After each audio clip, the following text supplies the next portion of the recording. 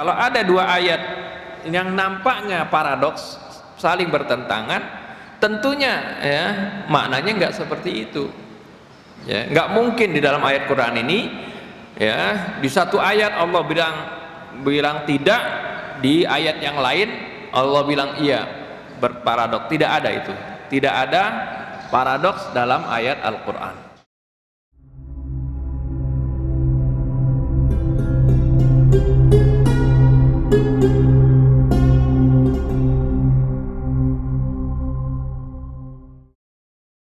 Bismillahirrahmanirrahim. Alhamdulillahilladzi hadana li hadza wa ma kunna linahtadiya laula an hadana Allah. Wassalatu wassalamu ala sayyidina Muhammad bin Abdullah wa ala alihi wa sahbihi wa man jahada fi sabilihi wa wala. Amma ba'du. Hadirin dan hadirat sekalian yang dimuliakan Allah Subhanahu wa taala. Alhamdulillah wa syukurillah, kita panjatkan puji syukur kita kehadirat Allah Subhanahu wa ta'ala atas segala rahmatnya, karunia-Nya serta taufik dan hidayahnya yang tercurah kepada kita, terutama sekali nikmatul iman wal islam wa kafa bihima min ni'mah. Hadirin dan hadirat sekalian, pada saat ini kita sudah masuk di bulan Dzulhijjah, bulan yang dimuliakan Allah Subhanahu wa taala, bulan yang penuh keberkahan, dan ini adalah bulan ke-12 ya dari rangkaian bulan-bulan Hijriah ya, dari Muharram, Safar, Rabiul Awal, Rabiul Tsani, Jumadil Awal, Jumadil Tsani, Rajab, Sya'ban, Ramadan, Syawal, Dzulqa'dah, Dzulhijjah. Ya, jadi ini adalah bulan yang terakhir di bulan Hijriah ya. Dan di sini nanti ada hari raya ya. Ini Idul Adha. Ini juga merupakan hari raya yang terbesar di akhir tahun ya. Insyaallah pada kesempatan kali ini kita akan baca dan renungi firman Allah Subhanahu wa taala ya, surah Al-Kautsar, surah yang paling pendek di dalam Al-Qur'an, hanya 3 ayat ya. Tapi maknanya begitu luas. Itulah bagian dari i'jazul Quran atau kemukjizatan Al-Quran. Dalam kalimat yang pendek terkandung makna yang begitu luas. Juga insyaallah kita akan renungi firman Allah Subhanahu wa taala surah As-Saffat ya, yang dimulai dari ayat 100 ya sampai dengan ayat 112 ya, atau 111 ya. Sebagaimana biasa, marilah kita awali renungan kita ini dengan membaca Ummul Kitab Surat Al-Fatihah. Semoga dengan bacaan Ummul Kitab Surat Al-Fatihah ini Allah Subhanahu wa taala membukakan hati-hati kita di dalam memahami firman-firman-Nya. Semoga Allah Subhanahu wa taala juga membersihkan hati-hati kita dari segala kotoran kibir, hasud, riya ya, dengki dan sebagainya. Dan semoga Allah Subhanahu wa taala memaafkan segala kesalahan dan dosa kita, juga kesalahan dan dosa kedua orang tua kita, para guru kita, orang-orang yang telah berjasa kepada kita, juga saudara-saudara kita kaum mukminin wal mukminat. Ala hadhihi niyyah wa kulli niyatin salihah wa ila hadratin Nabi Muhammadin sallallahu alaihi wa alihi wasallam. Al-Fatihah.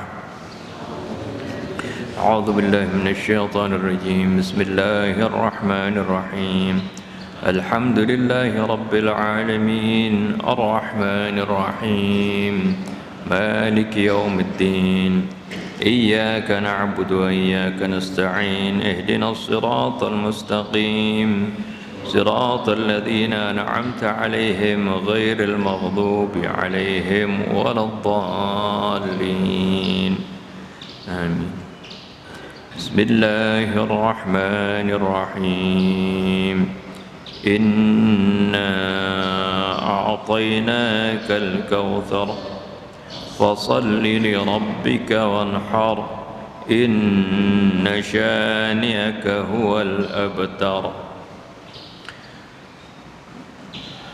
صدق الله العظيم وصدق رسوله النبي الحبيب الكريم ونحن على ذلك من الشاهدين والشاكرين والحمد لله رب العالمين سبحانك لا علم لنا إلا ما علمتنا إنك أنت العليم الحكيم ربنا زدنا علما وألحقنا بالصالحين ربنا لا تزغ قلوبنا بعد إذ هديتنا وهب لنا من لدنك رحمة إنك أنت الوهاب رب اشرح لي صدري ويسر لي أمري واحلل عقدة من لساني يفقهوا قولي أما بعد.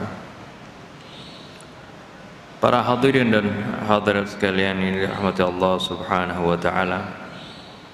Suratul Kautsar ini termasuk surah Makkiyah.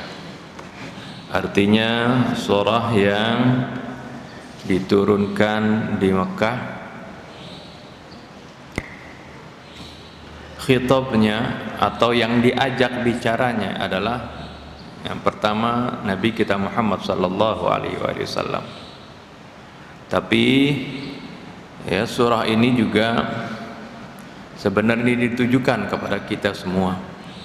Ya, memang awalnya ditujukan kepada Nabi kita Muhammad sallallahu alaihi wasallam karena Nabi kita adalah sebagai panutan kita, imam kita, ikutan kita.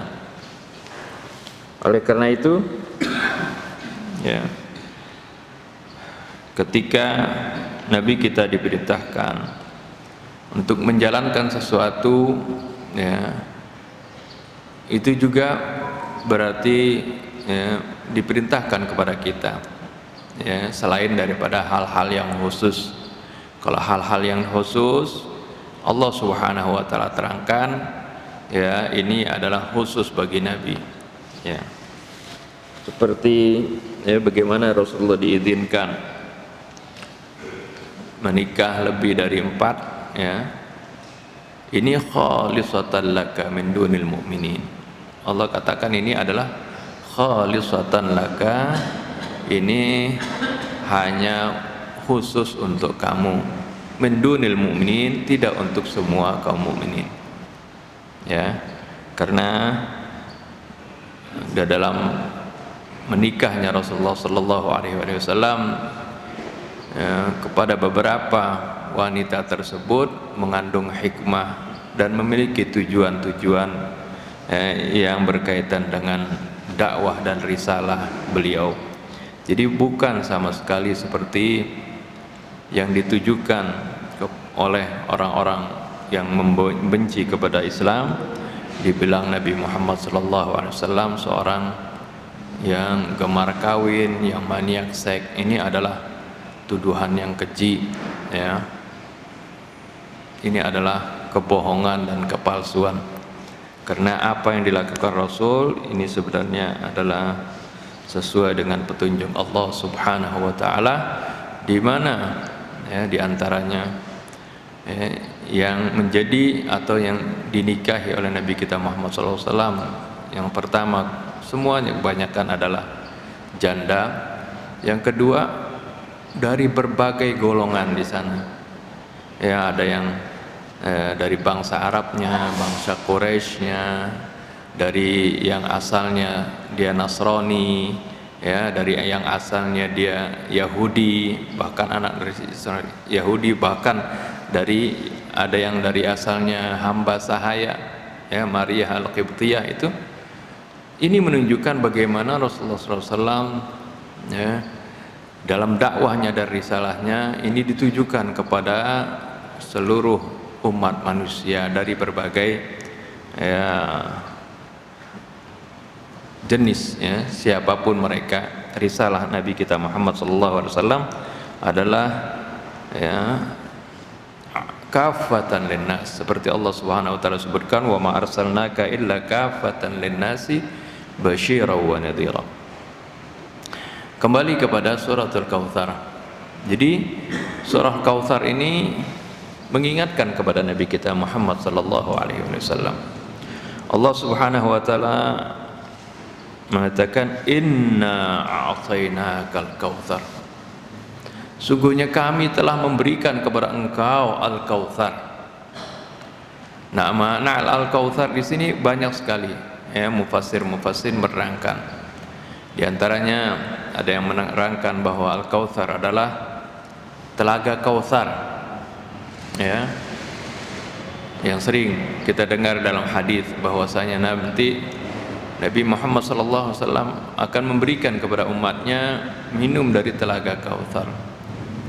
Dan tentunya mereka-mereka yang mendapatkan minum ini adalah umatnya Nabi kita Muhammad SAW yang benar-benar mengikuti sepak terjangnya, siapapun dia ya, walaupun ya, dia hidup bersama pada masa Nabi, masa sudahnya, atau masa sekarang maupun masa yang akan datang.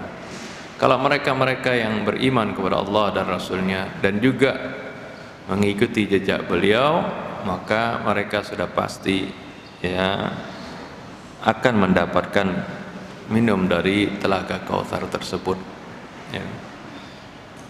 Ini yang pertama. Yang kedua, arti al-Kautsar, ada yang mengatakan bahwa setanya itu al-Kautsar adalah al-Islam. Ada yang mengatakan juga Al-Quran ya, sungguhnya kami telah memberikan kepada engkau Al-Kautsar, ini Al-Quran. Ini adalah merupakan karunia, memang karunia yang besar. Al-Iman wal Islam juga karunia yang besar. Kita ini sebagai seorang mukmin, sebagai seorang muslim ya, bahkan sejak lahir banyak diantara kita yang terlahir dari ya, dari ayah ibu yang muslim. Ini adalah karunia yang besar ya, lebih besar dari kenikmatan-kenikmatan dunia yang lain. Walaupun kita diberikan nikmat oleh Allah berupa kekayaan, kesenangan, kesehatan ya, tapi tidak diberikan iman dan Islam, ini adalah merupakan kerugian yang sangat besar. Sehingga para ulama sering menyebutkan alhamdulillahil ala ni'matil iman wal islam wa kafa bihima min ni'mah. Segala puji bagi Allah atas nikmat iman dan Islam, dan cukuplah dua nikmat itu sebagai suatu nikmat yang kami rasakan yang begitu besar. Karena kenikmat apapun kita, kesenangan apapun di dunia ini sifatnya sementara. Walaupun seorang dilahirkan ya, dalam keluarga kaya misalnya, dia senang terus dari kecil sampai umur panjang, misalnya umurnya sampai 100 tahun, diberikan kenikmatan, kesenangan, kekayaan, kedudukan dan kemuliaan misalnya di dunia, tapi tidak diberikan iman dan Islam, maka ini akan merupakan kerugian buat dia. Pernah ada satu hadis Nabi kita Muhammad SAW menyebutkan, yu'ta bi asyaddin nasi bu'san yaumal qiyamah, didatangkan nanti di yaumil qiyamah ya, ada orang yang waktu di dunia ya paling sengsara di dunianya, tapi dia beriman kepada Allah Subhanahu wa taala, dia seorang muslim, hidupnya susah sepanjang umurnya ya, belangsak terus istilahnya ya, sakit-sakitan, banyak penderitaan, musibah yang dialami ya, banyak kesusahan yang dialami dia.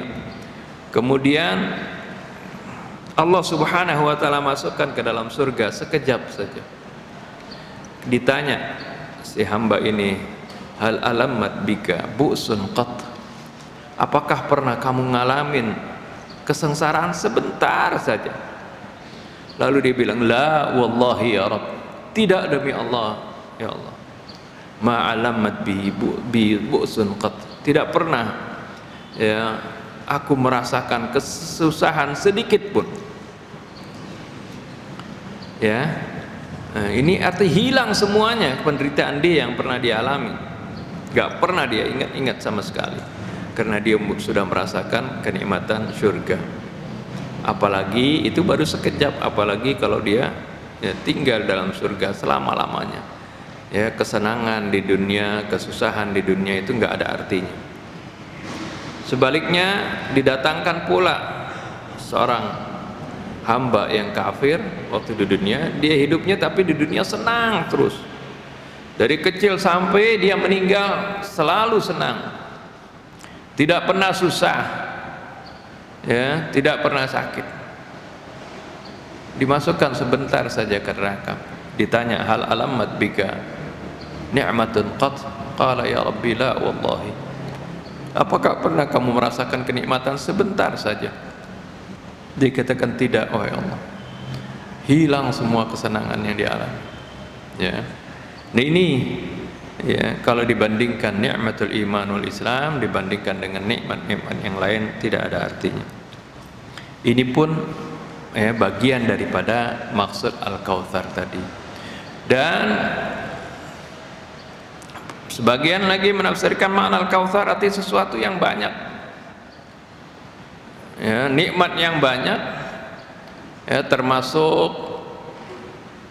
diantaranya karena salah satu asbabun nuzul dari ayat ini adalah bagaimana Rasulullah SAW ketika wafat putra beliau yang pertama Qasim, ya, anak laki-laki Nabi yang pertama Qasim, ya, meninggal pada usia masih kecil, umur 2 tahun. Begitu juga dapat anak laki-laki, ya, yang lain lagi yaitu Abdullah, juga meninggal pada masih kecil, pada usia masih kecil. Kemudian orang-orang kafir mengejek Nabi kita Muhammad sallallahu alaihi wasallam. Orang kafir bilang, orang kufar Quraisy mengatakan, wah, ini Muhammad ini dakwahnya nggak bakal berlanjut. Ya, para pembesar Quraisy kemudian memberitahu kepada pengikutnya, para orang-orang kafir, bilang, nggak usah khawatir kalian dengan dakwah Muhammad ini, karena dakwanya akan terputus. Innahu abtar, katanya Nabi Muhammad adalah abtar, artinya yang terputus keturunannya, ya, terputus juga nanti dakwahnya. Akhirnya turun ayat ini. Allah Subhanahu wa taala sebutkan, inna a'tainakal kautsar fashalli li rabbika wanhar inna syani'aka huwal abtar. Inna syani'aka huwal abtar ini, ya, sungguhnya orang-orang yang mencela kamu, mereka lah yang terputus. Artinya terputus keturunannya sampai sekarang, ya, tidak ada yang menyebut mana anak cucunya Abu Jahal, Abu Lahab, nggak ada, ya. Tapi sebaliknya keturunan Nabi kita Muhammad sallallahu alaihi wasallam dari Sayyidah Fatimah, ya, sampai sekarang menyebar terus, ya, bahkan terpelihara, ya, nasabnya. Ini juga bagian dari Al-Kautsar, ya, bagian dari Al-Kautsar.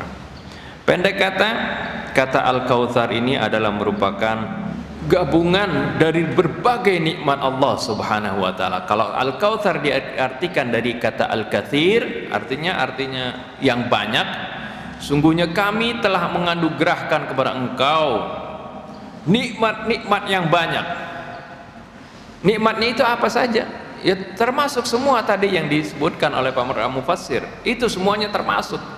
Apakah itu nikmat, ya, kehidupan Nabi Muhammad SAW, ya, kesenangan yang Allah berikan kepadanya daripada Al-Quran diturunkan kepadanya, diutus menjadi nabi, ataupun, ya, kenikmatan-kenikmatan yang lainnya, ya, Itu semuanya tercakup dari kata Al-Kautsar. Ini jadi makna yang luas, ya, masuk itu semuanya. Sebenarnya makna ini juga diterangkan oleh Allah Subhanahu wa taala sebelum, ya, Allah turunkan surat Al-Kautsar. Ya, Allah Subhanahu wa taala sudah ingatkan begitu banyak nikmat Allah Subhanahu wa taala yang Allah berikan kepada Nabi kita Muhammad sallallahu alaihi wasallam. Ya. Seperti di dalam surat Ad-Duha, Allah Subhanahu wa taala katakan, alam yajidka yatiman fa'awa. Bukankah Allah telah mendapati engkau dalam keadaan yatim, fa'awa, lalu Allah melindungi kamu.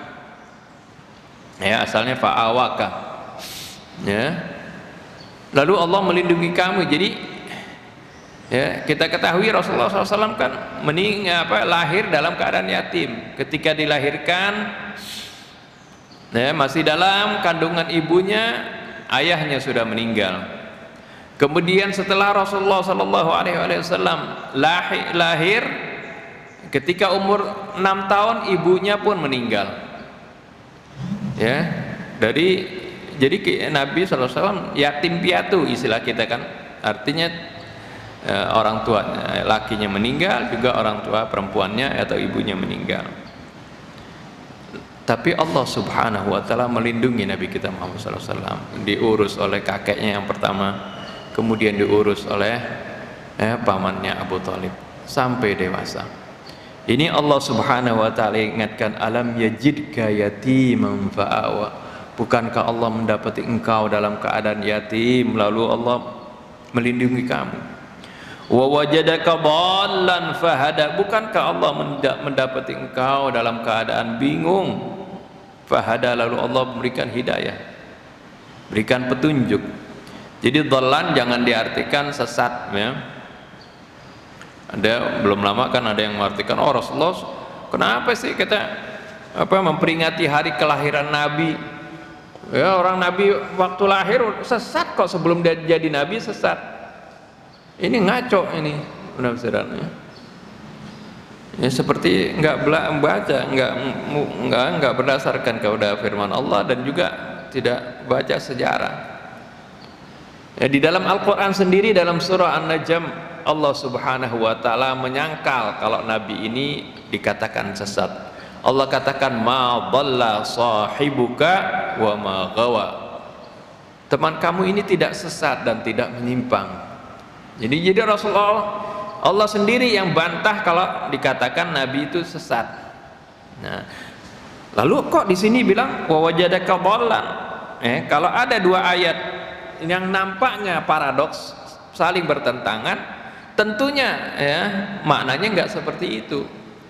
Ya, nggak mungkin di dalam ayat Quran ini, ya, di satu ayat Allah bilang tidak, di ayat yang lain Allah bilang iya, berparadoks. Tidak ada itu, tidak ada paradoks dalam ayat Al-Quran.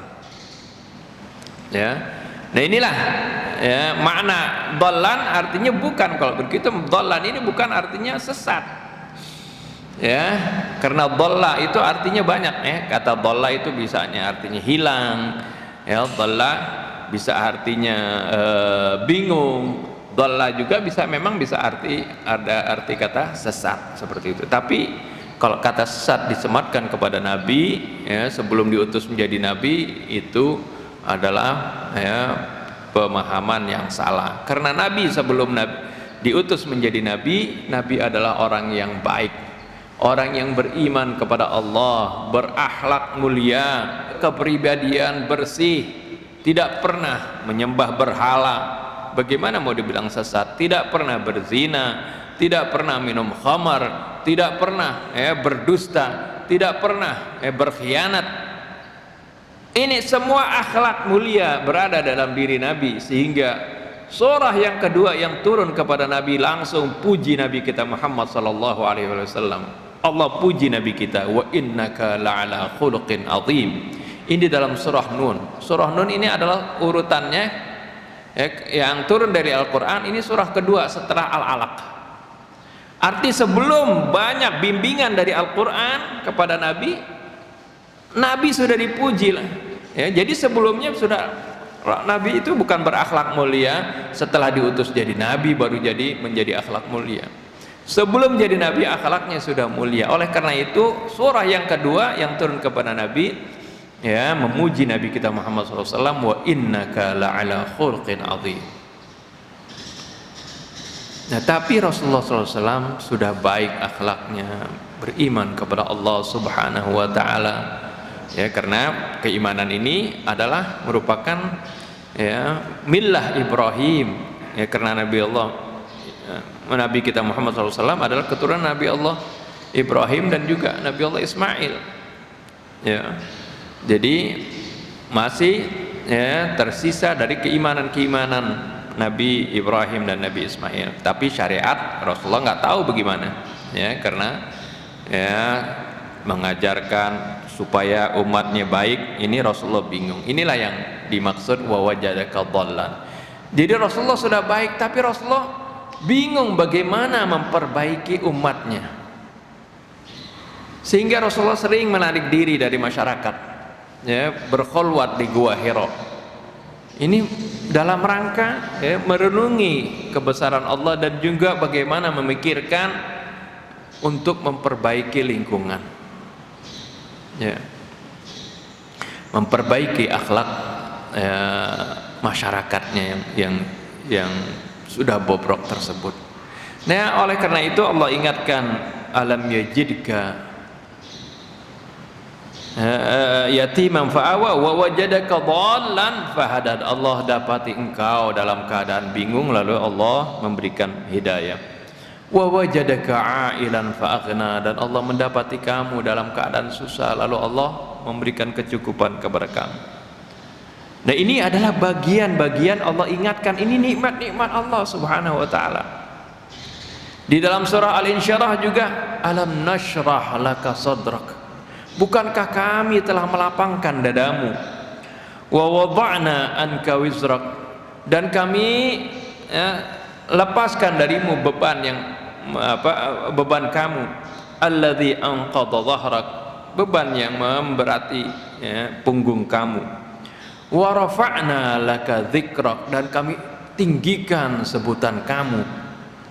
Ya, bagaimana Rasulullah SAW ya, namanya Allah angkat tinggi-tinggi.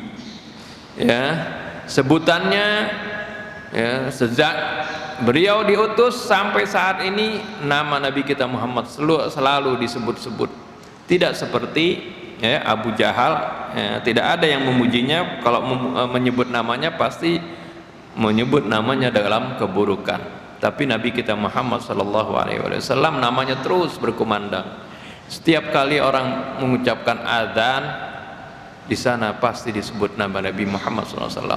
Dan azan ini bersaut-sautan terus ya, sejak misalnya dari kita batas Indonesia paling timur ya, dari Merauke adzan misalnya sana, kemudian terus ya, adzan subuh kan dari sana lebih awal kan, terus sampai sekarang pun sampai saat ini masih ada adzan ya, mungkin di daerah Sumatera baru adzan subuh sekarang misalnya, atau di Aceh misalnya seperti itu. Ini terus menerus ya, sebutan Nabi kita Muhammad SAW. Ini adalah juga merupakan anugerah dari Allah Subhanahu wa Ta'ala. Oleh karena itu diingatkan di dalam surah Al-Kautsar, inna a'tainakal kautsar, sungguhnya kami telah menganugerahkan kepada engkau Al-Kautsar, begitu banyak nikmat. Ini diingatkan kepada Nabi, juga sebenarnya mengingatkan kepada kita. Sejak kita lahir bagaimana kita mendapatkan nikmat, karunia, kesenangan dari Allah Subhanahu wa Ta'ala. Begitu banyak nikmat-nikmat yang kita alami, yang kita nikmati. Terutama sekali nikmat hidayah, nikmat iman dan Islam ini. Oleh karena itu, atas nikmat-nikmat yang banyak itu hendaklah Allah katakan, fasalli li rabbika wanhar, hendaklah kamu ya, salat hanya untuk Tuhanmu, Wanhar, dan sembelihlah korban juga hanya untuk Tuhan. Jadi ini kalimatnya ada yang mahdzuf ya, artinya inilah kalimat simple dalam bahasa Arab, nggak perlu disebutkan semuanya ya. Maksudnya adalah fasholli li rabbika ay wanhar li rabbika ya, artinya salatlah hanya karena Allah, bukan karena yang lain. Ketika kita melaksanakan ibadah-ibadah harus hanya karena Allah Subhanahu wa taala, bukan karena yang lainnya.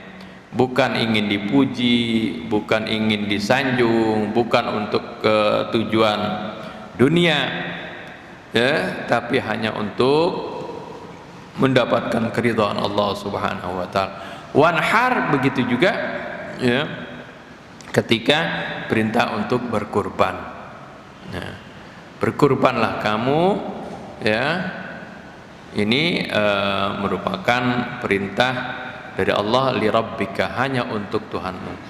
Sebab ya, pelaksanaan kurban ini ya, sebelum Nabi kita Muhammad sallallahu alaihi wasallam diutus pun orang-orang kufar Quraisy berkurban.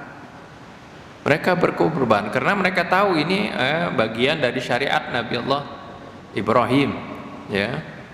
Mereka berkorban, mereka melaksanakan haji, tapi hajinya sudah banyak menyimpang. Berkorbannya pun menyimpang, bukan karena Allah tapi karena riya, karena berhala ya. Karena setelah kurban disembelih, darahnya diusapkan ke berhala-berhala mereka. Nah ini ya, oleh karena itu ini berkurban adalah suatu hal yang baik ya, tapi hal-hal yang menyimpangnya diluruskan oleh Allah Subhanahu wa taala. Oleh karena itu Allah tegaskan fasholli li rabbika wanhar ya, maka salatlah ya, hanya karena Allah, dan juga berkorbanlah hanya karena Allah Subhanahu wa taala. Ini dua hal ya yang Allah perintahkan dalam kalimat, dalam ayat yang simple, ayat yang pendek, tapi ini mengandung makna ya, yang sangat luas. Di mana makna sholli atau makna salat di sini adalah melambangkan hubungan kita kepada Allah Subhanahu wa taala ya. Jadi segala ibadah kita yang berhubungan dengan Allah Subhanahu wa taala ya, yang diwakili dengan salat ini adalah ya, merupakan sesuatu amalan yang diperintahkan oleh Allah Subhanahu wa taala. Bukan saja salat kan, kita bertasbih, bertahmid ya, kita baca Al-Qur'an, kemudian kita puasa, kita berzikir ya, itu adalah bagian-bagian dari amal ibadah yang berhubungan dengan Allah Subhanahu wa taala. Atau secara umumnya disebut itu adalah hablum minallah, arti hubungan baik kita kepada Allah Subhanahu wa taala. Wanhar ini adalah ya, menyembelih hewan kurban, karena hewan kurban dagingnya itu akan diberikan kepada ya, fakir miskin, kepada teman-teman kita ya, kepada juga kerabat-kerabat, tetangga ya. Karena daging kurban seperti itu ya, tidak hanya orang fakir ya, tapi juga orang-orang yang tidak fakir, tapi ya kita mau berikan juga setelah tentunya orang fakir miskin sudah dapat, tidak apa-apa kita bagikan kepada tetangga, kepada kerabat ya, seperti itu. Karena Rasulullah SAW ya, bagi tiga itu ya, kurbannya itu kepada fakir miskin, kemudian kepada ya kerabat dan kenalan kita, dan juga kepada kita sendiri boleh makan dari situ ya, dari hewan kurban tersebut. Ini melambangkan bagaimana ya kita diperintahkan untuk menjalin hubungan baik kepada sesama kita, kepada manusia. Jadi hablum minan nas ya, tidak bisa kita hanya melaksanakan hablum minallah, kita hanya sholat saja, zikir saja, di masjid saja, tapi hubungan baik kita ya dengan sesama kita rusak Ya, bukankah Allah Subhanahu wa taala perintahkan wa'budullaha wa la tusyriku bihi syai'a wa bil walidaini ihsana. Ya. Contoh hubungan baik kepada manusia yang pertama adalah kepada kedua orang tua kita. Allah perintahkan sembahlah Allah, wa'budullaha wa la tusyriku bihi syai'a, jangan kalian sekutukan Allah dengan apapun, ya. Wabil walidaini ihsanan, dan kepada kedua orang tua hendaklah kalian berbuat baik. Nah, berbuat baik ihsan kepada kedua orang tua ini merupakan hablum minan nas, hubungan kita kepada manusia namanya. Ya, Rasulullah katakan ridallah fi ridal walidain wa sukhtullah fi sukhtihima. Keridhaan Allah tergantung kepada keridhaan kedua orang tua, dan kemurkaan Allah juga tergantung kepada kemurkaan kedua orang tua. Oleh karena itu juga ya, di ayat berikutnya Allah Subhanahu wa taala sebutkan wabil walidaini ihsana, ya, dan hendaklah kalian berbuat baik kepada kedua orang tua, ya, bukan kedua orang tua saja, ya, tapi juga wabidil qurba, dengan kerabat-kerabat. Kita harus hubungan baik dengan kerabat-kerabat kita, ya. Jangan malah diputuskan hubungan silaturahmi di antara kerabat kita. Wal yatama wal masakin, berbuat baik kepada anak-anak yatim, fakir miskin, ya. Wal jari dzil qurba, kepada tetangga yang dekat, wal jari junubi, kepada tetangga yang jauh, wasahibi bil janbi, dan juga teman sejawat, teman sekolah kah, teman kuliah kah, teman kerja kah, ini diperintahkan berbuat baik. Jadi bagaimana seorang muslim, jadi bukan hanya sholatnya baik, ya, ketika di masjidnya khusyuk, tapi di luar, ya, apakah di kantornya, apakah ketika kuliahnya hubungannya jelek, omongannya kotor, suka mencaci, ya, ribut mulu dengan samanya, itu bukan ciri orang yang mukmin yang baik. Orang yang mukmin yang benar-benar beriman kepada Allah dan Rasulnya, ya, dia juga memperbaiki hubungan, ya, antara sesamanya. Ini yang Allah Subhanahu wa taala sebutkan, ya, simbolkan dalam ayat yang pendek, fasalli li rabbika wanhar, ya, inna syani'aka huwal abtar, ditutup dengan ayat, ya, sungguhnya orang yang membenci kamu, yang mencela kamu, yang mengejek kamu, dialah yang terputus, ya, terputus keberkahan dari Allah, terputus rahmat dari Allah, juga terputus, ya, sebutannya, terputus, ya, keturunannya. Pengorbanan yang kita lakukan atas perintah Allah Subhanahu wa taala. Saat ini kita misalnya ada kemampuan kita berkorban, apakah itu kambing atau sapi, ya, itu sebenarnya tidak sebanding dengan apa yang telah dikorbankan oleh Nabi Allah Ibrahim alaihissalam, di mana Nabi Allah Ibrahim dahulu diperintahkan untuk mengorbankan anaknya. Ini bukan cerita dongeng, ya, ini diceritakan langsung dalam Al-Quran, dalam surah As-Saffat. Dan ini bukan cerita skenario sandiwara gitu, yang artinya diperintahkan menyembelih anaknya, tapi misalnya udah diketahui ntar endingnya sih kamu nggak sembelih anak kamu, tapi, ya, yang kamu sembelih adalah kambing kibas. Tidak seperti itu. Nabi Ibrahim benar-benar diuji oleh Allah Subhanahu wa taala. Kita ketahui Nabi Allah Ibrahim, ya, tidak dikaruniai keturunan sampai umur usia lanjut, sampai sudah tua, ya, sudah sekitar 86-an tahun gitu, 85, 86, belum dikaruniai anak. Akhirnya Allah Subhanahu wa taala kemudian, ya, mengkabulkan doanya, karena Nabi Allah Ibrahim selalu berdoa kepada Allah, memohon kepada Allah dalam surah As-Saffat disebutkan Rabbi habli minas salihin. Ya Allah, karunialah aku ya keturunan yang soleh. Selalu berdoa ini, lama berdoanya. Ya, dari sejak menikah dengan Siti Sarah ya, belum dikarunia anak. Bahkan Siti Sarah ini ternyata mandul. Ya, udah mandul, sudah tua lagi. Ya, belum dapat anak. Kemudian Nabi Allah Ibrahim dihadiahkan ya, seorang hamba saya dari Raja Mesir ya, yang bernama Hajar, dinikahi oleh Nabi Allah Ibrahim. Kemudian dapatlah ya anak yang diberi nama Ismail.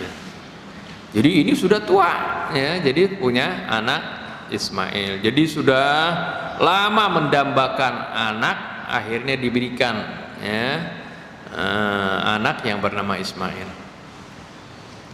Kemudian diperintahkan, sudah dapat anak yang didamba-dambakan, yang diharap-harapkan sejak dahulu. Ya, kalau orang sekarang kan ada yang menikah belum dapat anak udah 5 tahun, 10 tahun bingung, ya gelisah. Ya, tapi Nabi Ibrahim lebih lama lagi, sampai tua belum dapat anak. Ya, umur 80 tahunan belum dapat anak. Akhirnya sekitar 86 tahun dapat anak dari Siti Hajar, diberi nama Ismail. Ketika sudah mendapatkan anak ya, bayi yang diharap-harapkan ini, diperintahkan supaya Nabi Allah Ibrahim memerintahkan Nabi Allah Ismail ini dengan Siti Hajar ditaruh di Mekah ya, suruh dibawa ke daerah Mekah ya, dulu masih tanah tandus ya, seperti itu. Diperintahkan oleh Allah Subhanahu wa taala untuk berhijrah ya ke sana, ke tanah suci Mekah. Ini atas perintah Allah, bukan karena Siti Sarah mungkin kesal kemudian memerintahkan kepada Nabi Allah Ibrahim untuk ya membawa jauh-jauh istrinya dari hadapannya misalnya. Seperti ya, ada riwayat yang dongeng seperti itu tidak benar ya, tidak benar. Nabi Ibrahim adalah nabi yang sangat patuh kepada Allah Subhanahu wa taala. Nabi yang memiliki pendirian yang teguh, nabi yang keimanan yang kuat. Tidak mungkin dia berbuat zalim kepada istrinya, apalagi anaknya yang masih bayi, hanya karena nurutin istri tuanya. Ya, nggak mungkin lah Nabi Allah Ibrahim. Ini ada perintah Allah. Terbukti ketika Nabi Allah Ibrahim bawa Siti Hajar dengan Nabi Allah Ismail, Allah berdoa, Nabi Allah Ibrahim berdoa kepada Allah Subhanahu wa taala, Rabbi inni askantu min dzurriyyati biwadin ghairi dzi zar'in 'inda baitikal muharram. Wahai Tuhanku, sungguhnya aku menempatkan ya keturunanku di satu lembah yang tidak ada pohonan di sana, ghairi dzi zar'in, tidak ada tumbuh-tumbuhan di sana, inda baitikal muharram, di sisi ya rumahmu yang dimuliakan. Jadi ini adalah ucapan Nabi Allah Ibrahim yang merupakan artinya permohonan dari Nabi Allah Ibrahim setelah Nabi Allah Ibrahim melaksanakan perintah Allah. Oleh karena itu ketika Nabi Ibrahim mau meninggalkan Siti Hajar dan Nabi Ismail, Siti Hajar bertanya kepada Nabi Allah Ibrahim, apakah kamu tinggalkan ini kami berdua di lembah yang tidak ada pohonan di sini, nggak ada sumber air waktu itu, lihat sekelilingnya hanya gunung-gunung batu. Bukan dulunya gunung di Mekah itu banyak tumbuhan, sekarang gundul misalnya, tidak. Memang dari dulu ya Allah sebutkan ghairi dzi zar'in, yang nggak ada pohon-pohonan di sana.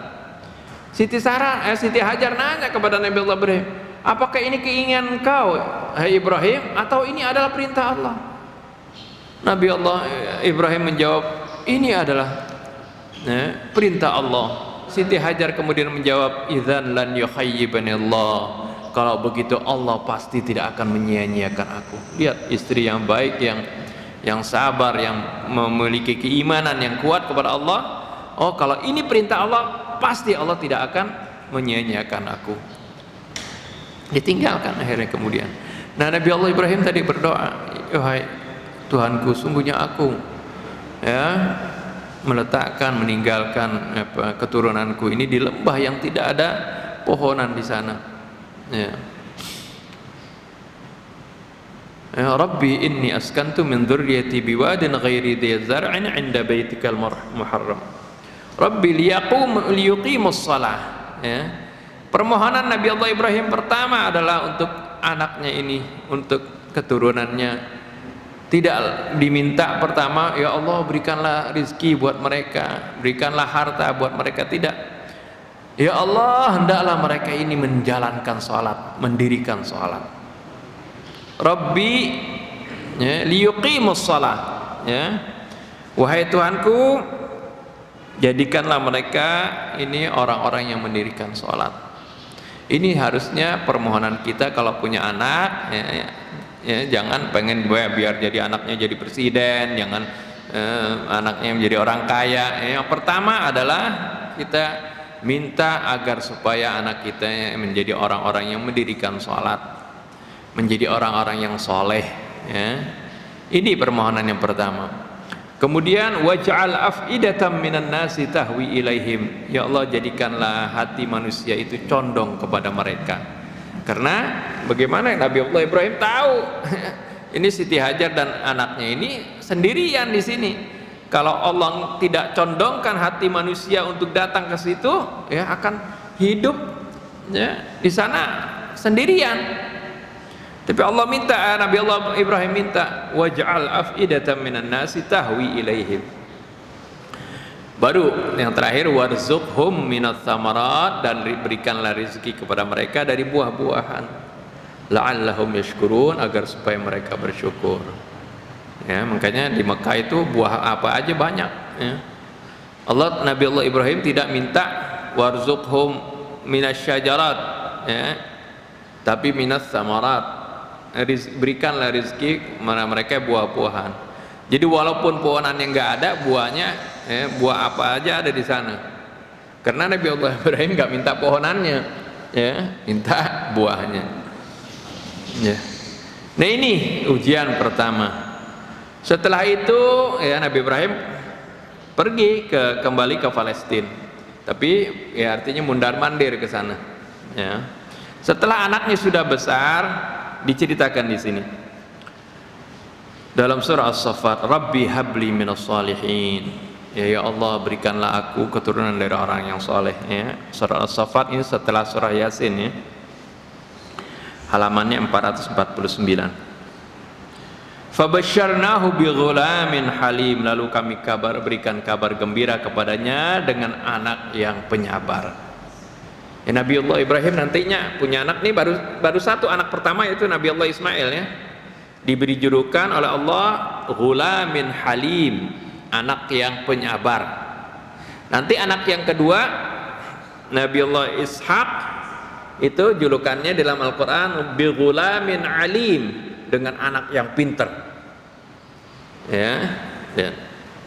Jadi gitu. Nah, ini Nabi Allah Ibrahim dapat anak dari Siti Hajar, yaitu Nabi Allah Ismail, dengan julukan bighulamin halim, dengan anak yang yang penyabar. Ini terbukti kemudian. Falamma balagha ma'ahu as-sa'ya, setelah anak ini mencapai usia, dia bisa berlari-lari, dia bisa berusaha gitu, umur 12-13 tahun gitu. Sedang lucu-lucunya anak-anak umur segitu. Lalu Allah berikan cobaan lagi kepada Nabi Allah Ibrahim. Nabi Allah Ibrahim bermimpi bahwasanya dia diperintahkan untuk menyembelih anaknya.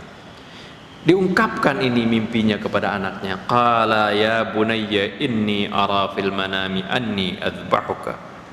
Wahai ananda, aku bermimpi. Mimpi para nabi adalah wahyu. Ini aku bermimpi bahwasanya aku diperintahkan untuk menyembelih kamu. Fanzur madza tara. Lihat anak ini Ya, nggak langsung, karena ini perintah Allah langsung dia eksekusi anaknya, enggak. Nah, ditanya dulu bagaimana pendapat anaknya ini. Ya. Lihat itu ya. Jadi bagaimana anaknya ini orang yang mau ya dieksekusi tapi ditanya dulu pendapatnya. Fanzur madza tara. Bagaimana pendapat kamu? Bagaimana pandangan kamu? Qala, lihat jawaban si anak. Karena ini mendengar ini adalah perintah Allah. Lihat padahal masih kecil. Qala ya abatif alma tu'mar. Wahai ayahanda, ya, silahkan laksanakan apa yang engkau diperintahkan oleh Allah. Satajiduni insyaallahu minas sabirin. Kamu akan dapati insyaallah aku termasuk orang-orang yang sabar. Ya, nggak salah Allah Subhanahu Wa Taala ya sudah juluki memang Nabi Allah Ismail ini adalah seorang yang sabar. Dan akhirnya benar-benar ini dilaksanakan. Ya, sebelumnya diceritakan memang di Al-Qur'an ini tidak diceritakan. Dalam riwayat diceritakan bagaimana Nabi Nabiullah Ibrahim seorang mukmin yang selalu pasrah kepada Allah, taat kepada Allah, siap diperintahkan apapun, siap melaksanakannya. Tapi iblis tidak senang ya. Selalu ingin menggagalkan ya, misi atau tugas yang dibebankan kepada Nabi Allah Ibrahim. Digoda Nabi Allah Ibrahimnya, digoda Siti Hajarnya, digoda Nabi Allah Ismailnya juga, sehingga ya, Nabi Ibrahim kemudian marah dan timpuk itu setan ya, disambit, sehingga syariat ini menjadi syariat melontar jumrah ula, jumrah wusta, jumrah aqabah, melambangkan tiga ya, arti tiga ini bahwasanya tiga-tiganya ini digoda oleh iblis ya, baik Nabi Ibrahimnya, Siti Hajarnya maupun Nabiullah Ismail ya, digoda supaya jangan, ini anak sayangan, anak yang kamu damba-dambakan selama ini ya. Nabi Ibrahim digoda seperti itu, kok disembelih ya, ini masa kamu tega menyembelih manusia seperti itu, banyak goda-godaan ya. Akhirnya marah Nabi Ibrahim disambit. Ini jadi sekarang menjadi syariat ya, haji ya, melontar jumrah dan umrah juga haji ya, amalan haji. Kalau sa'i itu juga ya, itu amalan haji ya, dan umrah itu ketika Nabi Siti Hajar mencari-cari air gitu ya, mencari air yang kesana kemari nggak dapat, naik ke Bukit Sofa ya, dilihat sana kemari barangkali ada tanda-tanda air. Biasanya kalau ada burung berkumpul gitu berarti di bawahnya ada sumber air. Enggak ada sama sekali. Naik lagi Bukit Marwah gitu, mundar-mandir sampai 7 kali, sehingga kemudian ini disyariatkan menjadi ibadah salah satu rangkaian ibadah haji ya, dan umroh ya, sa'i. Kalau tadi lontar jumrah hanya ada di ibadah haji ya, itu bagian dari wajib haji, bukan umroh ya. Kalau umroh nggak pakai lontar jumroh ya. Setelah itu ya, setelah mengalami cobaan yang begitu besar, akhirnya benar-benar ya, siap dilaksanakan. Falamma aslama, tatkala keduanya sudah pasrah, arti benar-benar pasrah kepada perintah Allah, patuh kepada Allah ya, watallahu lil jabin, dan si anak ini sudah dibaringkan pada pelipisnya, udah disiap itu kayak kambing gitu ya, anaknya sudah di pangkuannya dan pisaunya sudah siap diletakkan di sini di lehernya. Jadi benar-benar Nabi Ibrahim nggak tahu bahwa nanti ini perintah ini akan dibatalkan oleh Allah ya. Artinya ini bukan udah dikasih tahu ntar bakal diganti sama kambing kipas, kalau itu mah kita juga bisa pura-pura kan gitu. Enggak, ini bener-beneran ya, anak yang dia didambakan ya, bertahun-tahun, anak semata wayang. Ini Nabi Ishak belum lahir ya pada waktu itu, ini hanya anak pertama ini. Nabi Ishak belum lahir. Nabi Ishak lahir pada saat umur Nabi Allah Ibrahim 100 tahun ya, baru dapat Nabi Ishak. Nah ini jadi benar-benar ini Ketika sudah pasrah kepada Allah Subhanahu wa taala, siap melaksanakan perintah Allah, Allah panggil, wa nadainahu ayya Ibrahim qad saddaqta ru'ya. Kemudian kami seru, wahai Ibrahim, kamu telah benar-benar merealisasikan mimpi, yang mana di dalam mimpi itu ada perintahku dan kamu telah laksanakan itu. Jadi ya, Allah Subhanahu wa taala kemudian ganti, inna kadzalika najzil muhsinin. Ya, jadi kemudian Allah ganti dengan kambing kebas. Ya, Nabi Allah Ismail jadi tidak disembelih, jadi yang disembelih adalah kambing. Ya. Inna hadza lahuwal bala'ul mubin. Ini sungguhnya ini adalah cobaan yang sangat nyata. Jadi sampai Allah katakan ini benar-benar ini adalah cobaan yang dahsyat ini.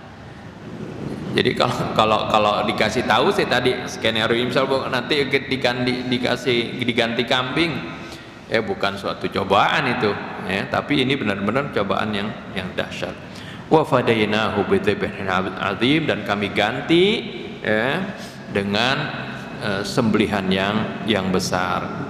Wa tarakna alaihi fil akhirin, dan kami tinggalkan hal ini menjadi satu ikutan pada umat-umat berikutnya. Jadi ibadah kurban ini menjadi sunnah yang diperintahkan kita untuk berkurban dengan menyembelih kambing, sapi atau unta. Itu adalah merupakan perintah dari Allah Subhanahu wa taala yang asalnya merintahkan kepada Nabi Allah Ibrahim, kemudian disunnahkan bagi kita mengorbankan kambing atau sapi atau unta, seperti itu. Kadzalika najzil muhsinin, demikianlah kami memberikan balasan kepada orang-orang yang berbuat baik. Innahu min ibadinal mu'minin, sungguhnya dia adalah termasuk hamba-hamba kami yang beriman. Kemudian setelah itu wa basyarnahu bi Ishaq. Kemudian kami setelah itu memberikan kabar gembira lagi dengan Ishak. Nah, ini sebagian mufassir katanya, oh kalau gitu yang disembelih adalah Nabi Ishak. Ini adalah Israiliyat. Ini adalah susupan yang dimasukkan oleh orang-orang Yahudi. Ya. Orang Yahudi itu ingin mengangkat nenek moyangnya karena Nabi Ishak kan nenek moyang mereka. Oh, bahwa yang disembelih itu yang sabar begitu adalah Nabi Ishak. Sampai ini juga masuk ke kitab-kitab tafsir ada cerita ini. Padahal Nabi Allah Ibrahim punya anak dua. Yang pertama Ismail, yang kedua Ishak. Tadi diceritakan, walaupun nggak disebut namanya, diceritakan tentang anak yang pertama ini. Kemudian di ayat berikutnya disebutkan nama anak yang kedua, yaitu Ishak. Berarti anak yang pertama siapa? Yang diceritakan tadi, ya Ismail, seperti itu ya. Ini disuka dipahami salah seperti itu, katanya yang disembelih adalah Nabi Ishak. Tidak, karena ini diceritakan beda ya. Kalau Nabi Ishak itu di ayat yang lain disebutkan, Nabi Ishak itu Allah berikan julukan wa basyarnahu bi ghulamin alim. Kami berikan kabar gembira Nabi Allah Ibrahim dengan anak yang pintar. Itu julukan Nabi Ishak. Kalau Nabi Ismail julukannya lain di sini, bi ghulamin halim. Oleh karena itu beda ya, beda. Nah ini adalah contoh pengorbanan yang begitu besar yang dikorbankan oleh Nabi Allah Ismail. Dan oleh karena itu menjadi sunnah bagi kita di bulan haji ini nanti di Idul Adha untuk berkorban. Kata Nabi, ma amila ahadukum amalan khairun min iraqati damin. Tidaklah beramal salah seorang di antara kalian pada hari nahar itu, pada Idul Adha, dengan amalan yang lebih baik daripada berkorban. Dan sungguhnya korban itu bulu-bulunya, kuku-kukunya, tanduknya itu nanti menjadi saksi di yaumil qiyamah. ya, saksi bagaimana kita ini sudah melaksanakan berkurban mencontoh Nabi Allah Ibrahim alaihissalam. Dan juga ini sunnah ini dilakukan oleh Nabi kita Muhammad sallallahu alaihi wasallam. Terakhir mungkin ya, insyaallah di sini di Al-Mahdi nanti yang khotib saya Ustaz Husin hari hari Sabtu ya, tanggal 9. Nah ini perbedaan ya, terjadi perbedaan lagi, perbedaan penentuan awal bulan ya, bulan Hijriah. Ini menjadi sering perbedaan klasik ya. Sebenarnya kita ya biasa membaca Al-Quran, merenungi firman-firmannya, kita mau tahu bagaimana sih sebenarnya ya, tentang masalah ini. Apa enggak ada di Al-Quran? Ada di dalam Al-Quran solusinya sebenarnya ya. Cuman kadang-kadang kefanatikan ya, keegoisan, kemudian ya tidak merujuk kepada Al-Quran, tidak merenunginya ya, hanya bersumber kepada riwayat hadis ya. Hadisnya tidak salah ya, tidak benar, tapi itu adalah situasinya yang sudah ya, pada waktu itu memang memungkinkan seperti itu ya. Ya, perbedaan ini terjadi karena ya, ketika melihat bulan itu, terutama bulan Ramadan waktu itu ya, Rasulullah Shallallahu Alaihi Wasallam mengatakan sumu li ru'yatihi wa aftiru li ru'yatihi, berpuasalah kalian ya, karena melihat bulan ya, karena untuk menentukan kan awal bulan itu adalah ya, bulan Hijriah itu dengan melihat adanya bulan sabit ya. Nah pada masa Rasulullah SAW belum ada teknologi untuk mengetahui bagaimana timbulnya bulan sabit itu ya, belum ada ya, kecuali dengan cara melihat ya, dengan cara melihat langsung. Nah ini selalu jadi patokan ya, sampai sekarang, sehingga ketika menentukan hilal tanggal 1 Ramadan selalu mesti ada ngelihat dulu ru'yat, kelihatan enggak, kemudianlah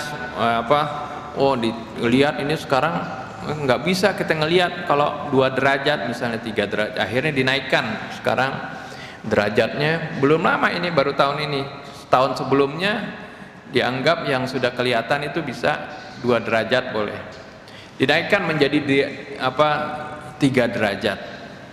Ini menjadi kesepakatan antara para menteri agama di Indonesia, Malaysia, Singapura, Brunei, Mabim namanya, Mabim Malaysia, Brunei, Indonesia, dan Singapura.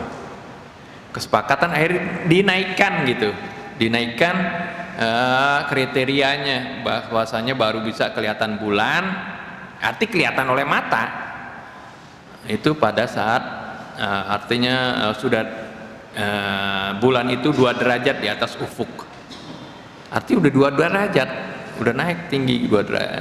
Bukan, waktu tahun lalu 2 derajat, tapi sekarang dinaikkan lagi, enggak, 3 derajat ya, seperti itu. Inilah ya, yang menjadi ya, kemudian menjadi perselisihan lagi, perbedaan. Sebenarnya kalau penetapannya seperti tahun lalu 2 derajat, sekarang masih sama harusnya ya.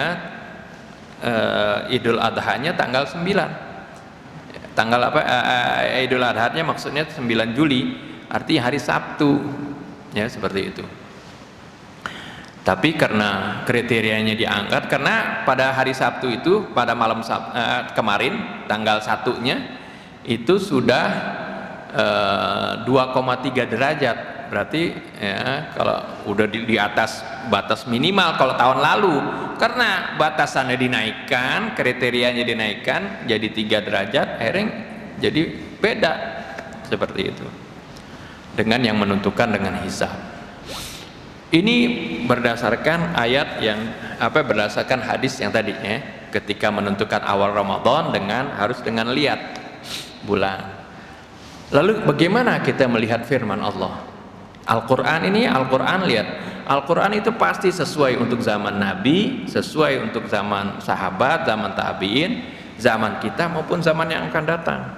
Al-Quran ini selalu konteksnya itu akan sesuai dengan berbagai kemajuan zaman, karena ini adalah ilmu Allah yang pasti, yang lebih pasti dari ilmu pasti. Kita baca dalam surah Al-Baqarah 184 tentang puasa itu, Syahrul Ramadan alladzi unzila fihi al-Qur'an hudal lin-nasi wa bayyinatin minal huda wal furqan faman syahida minkumus syahra faman syahida minkumus syahra, barang siapa yang menyaksikan di antara kalian asy-syahra, maksudnya syahra di sini adalah hilal asy-syahri. Barang siapa yang menyaksikan hilal bulan tersebut, bulan Ramadan, syahra di sini kalau syahra itu bulan, misalnya syahra Ramadan, syahra Dzulhijjah, kalau bulan nggak bisa dilihat, bulan Ramadan, bulan seperti kita sekarang ini bulan Juli, bisa dilihat bulan Juli? Nggak bisa. Yang bisa dilihat itu hilal pada bulan tersebut, hilal bulan Ramadan, hilal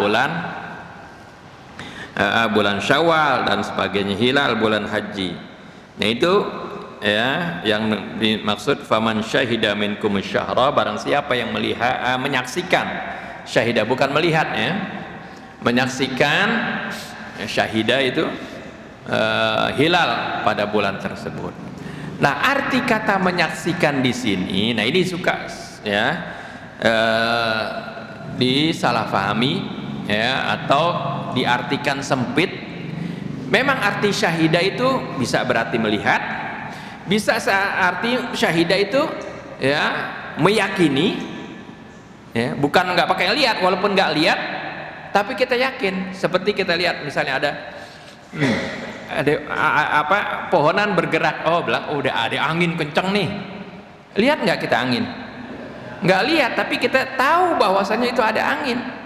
Nah itu juga namanya syahidah. Kita bersyahadat, asyhadu an la ilaha illallah wa asyhadu anna muhammadar rasulullah, aku bersaksi bahwasanya tidak ada Tuhan melainkan Allah. Ini bersaksi ini apa kita lihat Allah? Enggak, kita enggak melihat Allah. Allah katakan la tudrikul absar, la tudrikul absar wa huwa yudrikul absar. Allah itu tidak bisa dijangkau oleh pandangan mata. Kok kita bersaksi? Ini pernah waktu itu Anda dengar di YouTube, ada orang kerap masukkan jin, katanya jin kafir rupanya. Dia bilang, kamu beriman kepada Allah, bersaksi, emang kamu lihat Allah, katanya. Iya, kita juga bersaksi bahwasanya tidak ada Tuhan. Arti bersaksi sini bukan berarti nggak selalu arti bersaksi itu melihat. Arti bersaksi di sini artinya meyakini dengan berdasarkan ilmu. Kita tahu pohonan itu bergerak, itu berarti ada angin di sana, padahal kita nggak lihat angin, karena kita berdasarkan ilmu pengetahuan bahwasanya gerakan itu terjadi oleh angin, karena hembusan angin. Kita mengetahui bahwa adanya Allah dengan kita melihat ciptaan ini. Kita yakin semua alam semesta ini nggak mungkin ada tanpa ada penciptanya. Oleh karena itu kita mengatakan asyhadu alla ilaha illallah, aku bersaksi bahwasanya tidak ada Tuhan melainkan Allah. Ini makna syahadat biar dipahami ya. Jadi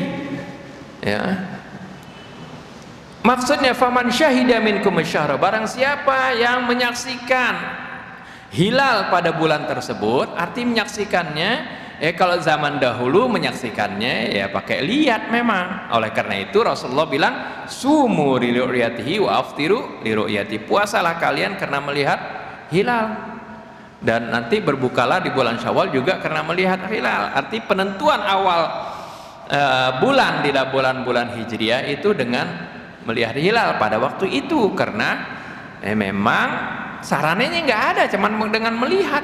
Mau taunya gimana? Ya mesti ngelihat. Lalu zaman sekarang nggak pakai ngelihat, kita bisa tahu dengan ilmu pengetahuan. Bahkan ada software yang bisa mensimulasikan ya, setiap bulan, bukan saja kalau mau bulan Ramadan baru kita ngelihat, setiap bulan ketahuan, setahun, 2 tahun, 3 tahun bisa, bertahun-tahun bisa kita itu, bisa ditentukan semuanya. Nah ini metode ini digunakan oleh Muhammadiyah ya, digunakan itu. Jadi Muhammadiyah itu jauh-jauh hari udah tahu, oh ini tanggal 1 kapan ya. Itu karena memang berdasarkan hitungan itu. Apakah ini bertentangan dengan perintah Rasul? Tidak. Rasulullah mencontohkan sesuatu arti sesuai dengan pada zamannya. Seperti ketika masalah zakat juga Rasulullah bilang, oh yang harus dizakatkan ini ya, artinya kurma, gandum. Lalu apakah beras itu nggak wajib zakat? Ataupun apakah orang punya tambang emas nggak wajib zakat? Tambang misalnya batu bara nggak wajib zakat? Orang yang memiliki kelapa sawit ataupun kebun kelapa atau cengkeh itu tidak wajib zakat? Wajib. Tapi Rasulullah kok nggak nyebutin? Ya emang Rasulullah ngelihat itu semua ada kan? Enggak. Rasulullah memberikan contoh apa yang bisa dilihat pada zamannya. Kalau Rasulullah bilang nanti kelapa sawit atau misal batu bara kalian harus zakatkan, padahal mereka waktu itu belum pernah. Dia bilang, Nabi ngomong apa ini? Oh nanti kalau kalian bisa minta tentang bulan ini, kalau dengan satelit misalnya, kalian tentukan tanggal itu dengan satelit misalnya, dengan perhitungan dengan teleskop atau apa, mereka juga akan heran, apa itu teleskop dan seterusnya ya, seperti itu. Ini saja yang dapat saya sampaikan, lebih kurang saya mohon maaf. Billahi taufiq wal hidayah. Wassalamualaikum warahmatullahi wabarakatuh.